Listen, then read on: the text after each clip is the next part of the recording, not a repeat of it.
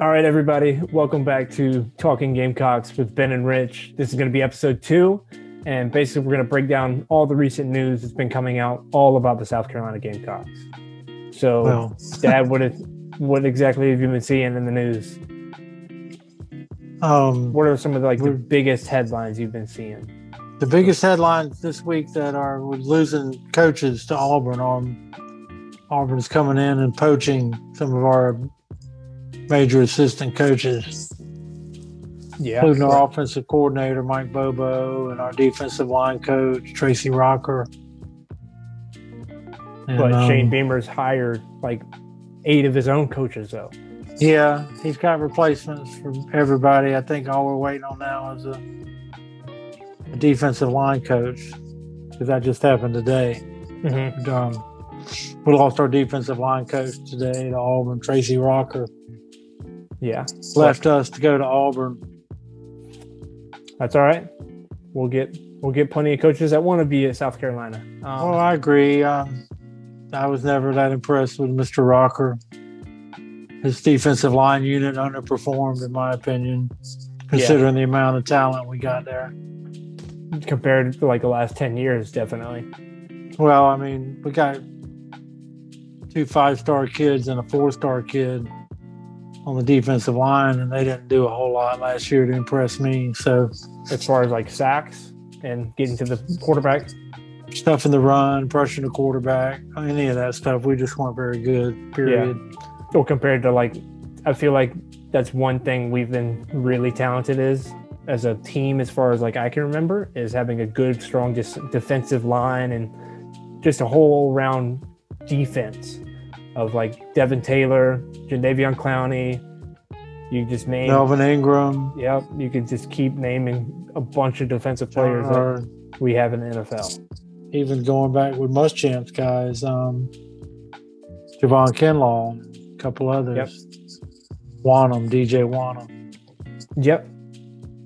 So, but to me, I think it's okay. I think we'll be fine. I like the fact that we got a bunch of new blood in the coaching ranks.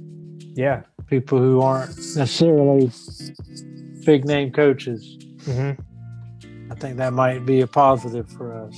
So with coaches leaving, we have Shane Beamer hiring more coaches. Are there any of those names that kind of stood out to you at all? He's been an assistant coach with the Panthers. Mm-hmm. That's McCaffrey. Assistant offensive coach under the Panthers coach for several years. He's been with him. And he seems like a guy that wants to come in here and, run an up-tempo offense like we want. Mm-hmm. And really, truth be told, I think Beamer would rather have somebody that he picked rather than somebody like Bobo who was picked for him. Yeah, it's all right. I mean, so in the season's coming along, so we still got a while till the fall of 2021. So plenty of practices, plenty of time to get coordinated. Yeah, it's going to be a whole new team. It's going to be a whole different team. Coaches, players, going to be a lot of new players. A lot of players are transferring out. A lot of players are transferring in. So we're having a lot of turnover. It's going to be a very interesting year next year for sure. His name is Marcus Satterfield. Yeah. That was with the Carolina Panthers coach, and then he was with him at Baylor when they were really successful. And he's with Shane. Shane Beamer said he's been with them for 25 years, coaching with them every now and then. The coach of the Panthers. Oh. Matt Rule. He's been with him. Got it. Now I understand. But yeah, when coaches leave, coaches come in, and then people got to do what they got to do at the end of the day. Well, and we'll see. Whatever. Bobo is whatever. Bobo is whatever. I lost a lot of respect for Bobo for what he did. So is there any other Gamecock news that is breaking to you? Well, we lost a 5-star quarterback commitment we had for 2022. That's I think that's just too far off. Like 2021 is not even here yet, and you can't be worried about recruitment that's not even. Well, it would have been a recruit for next year's class, so it does matter. Anytime you got a 5-star kid that's committed to your program and he decides to go somewhere else, it matters. It does, but I think as far as our team, we need to focus on 2021 and not necessarily focus on. I mean, then again, I hope Shane Beamer builds a dynasty and he builds like big time South Carolina Gamecocks into the organizations of Alabama, LSU, Clemson. It's going to take a lot of work.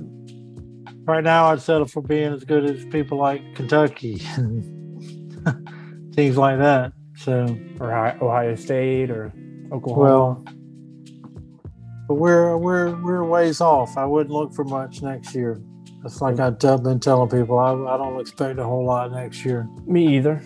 But I'm just saying that if we look for like recruits, like 2 years down the road, we got to focus. To be honest with you, Muschamp left a mess. He really did, as far as coaches and players. But we're rooting out a lot of players are transferring out.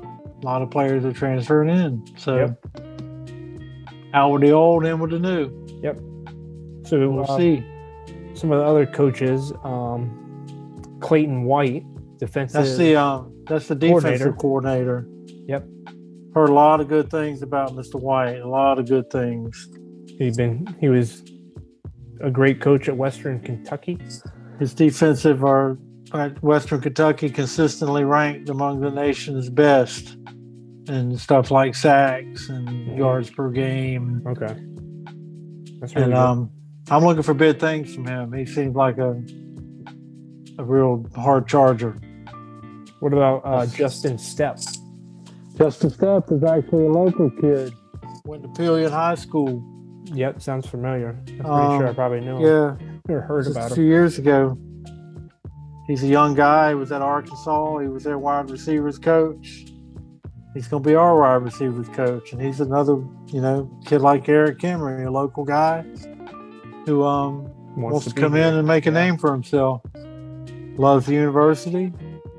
Said in his press conference that this is the only job he would have considered moving for. So a lot of people, he's got a great reputation. So, we'll see. It's supposed to, all these guys need to be big-time recruiters. That's what we need more than anything is we need to stock up our recruits, our high school talent. Yeah. Get better. That's another thing Shane Beamer was saying is that you definitely want to build I'm pretty sure it was in his press conference that he was saying that you just want to build relationships with the high school and just all the schools that are nearby here and just be able to meet those kids. And he said he's on the phone 24/7 a day. That's what he said. He's been glued to his phone and talking to people. And that's what recruiting is building relationships. You build relationship with players. You build relationships with their parents. You build relationships with their coaches. You build trust and hopefully kids want to come play for you. Yeah.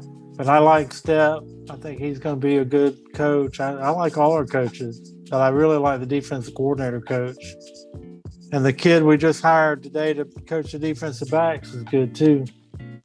Okay. His name is Torian Gray. He's got a good reputation. DJ Swearinger loves him. Okay. That's good. It ought to count for something right there. Yep, DJ is a good dude. DJ Swag is probably one of the best players we've ever had. People don't even recognize it. Well, then again, when Stephon was on our team, Alshon, that just like that kind of whole era was kind of blindsided by like a lot of players. I just like the attitude that DJ Swag played with. He played with a lot of attitude, a lot of aggressiveness. Mm-hmm. One of the hardest hitters we've ever had on defense. Yeah. But yeah, from what I've heard, Shane Beamer has been tirelessly working the phones. Mm-hmm. Working the phones for coaches, working the phones for players. Hmm. trying to get us better. Yeah. Hey, by all means, I love it. Yeah, what we need.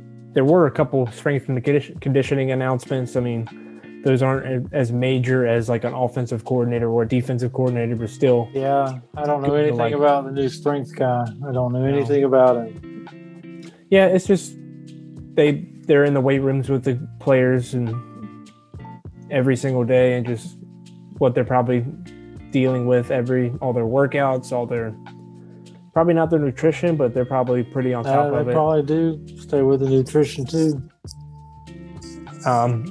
And just probably making sure that everybody hits their workouts, and if they're not doing their workouts, they let the coaches know and all that stuff. So hopefully those new strength and conditioning coaches that came in are good for us. Because I mean, Shane Beamer was talking all about him though too in his press conference, and we definitely will. I'll link down the press conference of Shane Beamer down below. So if you guys want to check it out, by all means. He keeps talking about wanting to bring former players in too in certain roles. Yeah, which is pretty cool, especially like Connor Shaw you were talking about last episode, to where he wanted to be like more of like a what do you say, like an ordained, like better He'd just be like players, like a counselor, somebody the players can go to that isn't a coach. Maybe they could be a little more open with Connor. watch about your things they're going through. your microphone. Sorry. Yeah, wish you could find a place for DJ Swag. Where could he go? He could. I don't know. Somewhere. Somebody you Show already the said players. Show the players how to play with attitude. that. Yeah, you already said that. We got a defensive backs coach now. Yeah, Torian Gray. Do you know He anything was about at him? Florida. Yeah, a little bit. He was at Florida. I don't know what happened at Florida. They let him go for some reason, but he has a real good reputation. Like I said, he was apparently worked for the Washington football team. Mm-hmm. They're not the Redskins anymore. But when DJ played there, he worked there. And DJ just raved about him. Said he was a great coach. Mm-hmm. And so I like I said, I love our coaching staff. I think with all new guys, I think it's a good thing. Yeah. They're all hungry, wanting something to prove something that they belong in the SEC. Yes. Their goal in life is to make us the best team we can be. So I'm ready. I'm excited. Me too. I'm excited for my birthday, September time. So we can Your see. birthday's in August. I know that, but football games start in September. So Sometimes they start in August. that is also true, but it's very rare that they do. It's normally September 1st, September 2nd, September 3rd. If my birthday falls on a Thursday or a Saturday, then that's when they'll be played. No, I mean, there was just mostly coach talk this week and players, leaving. Mm-hmm. Nothing else really.